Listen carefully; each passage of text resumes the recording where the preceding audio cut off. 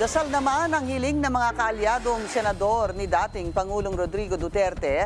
Samantala para sa isa sa kanyang mga kritiko, dapat ding mapanagot ang iba pang sangkot sa madugong drug war. Yan ang agenda report ni Hannah T. Just ensure his safety. Ayaw nga ako papasukin eh.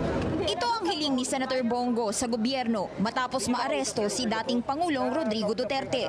Paglapag pa lang ng eroplano ng dating Pangulo kaninang umaga, kitang humaharap sigo sa mga pulis na dineploy sa NAIA. Sinubukan pa nitong kausapin ng PNP spokesperson na si Brigadier General Jean Fajardo pero tumanggi itong magbigay ng pahayag nang tanungin niya kung saan pwedeng bisitahin si Digong. Agad namang diniretso si Duterte sa Villamor Air Base.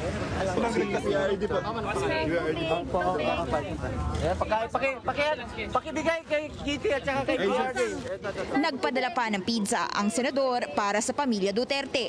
Sinabi daw kasi ng anak ni Digong na si Kitty na gutom na raw sila. Pero hindi pinapasok ang senador at kitang walang nagawa si Go.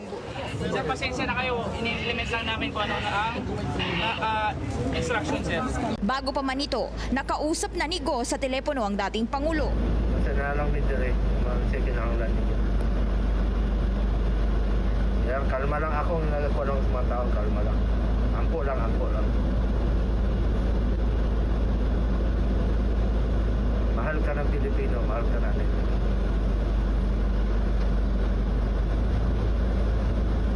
Ako sa gate pa dyan siya. Kilala si Go bilang dating aide ni Duterte at tumatakbo muli bilang senador sa ilalim ng PDP. Minahal tayo ni Tatay Digong. Yes! Pagdasal natin siya, ipakita natin ang ating pagmamahal sa kanya sa pagdadasal. Dasal din ang hiningi ni Senator JV Ejercito. Sa isang text message sa media, sinabi nitong nalulungkot daw siya sa di umano'y pagkakawatak-watak sa bansa. Pinanghahawakan naman ni Senator Risa Ontiveros sa mga sinabi ni Duterte under oath na haharapin daw nito ang ICC. Sana raw bilang abogado, sundin niya ang tamang proseso. Nasa kustodiya na ngayon ng CIDG ang dating Pangulo. Ani Ontiveros, sana raw siguraduhin din ng palasyo na makikipagtulungan ito sa ICC para makamit ng mga biktima ng tukhang ang hustisya. Libo-libo ang nasawi sa war on drugs ni Duterte. Sana raw ay mapanagot hindi lang ang iisang tao, kundi ang iba pang kawani ng gobyerno na responsable sa pagpatay sa mga inosente at walang kalaban-laban. Sa ngayon, wala pang opisyal na pahayag ang kampo ni Senator Bato de la Rosa, Chief Implementer ng Oplan Tukhang. Hindi rin siya kasama sa pagtitipon ng mga OFW para kay FPRRD noong linggo sa Hong Kong.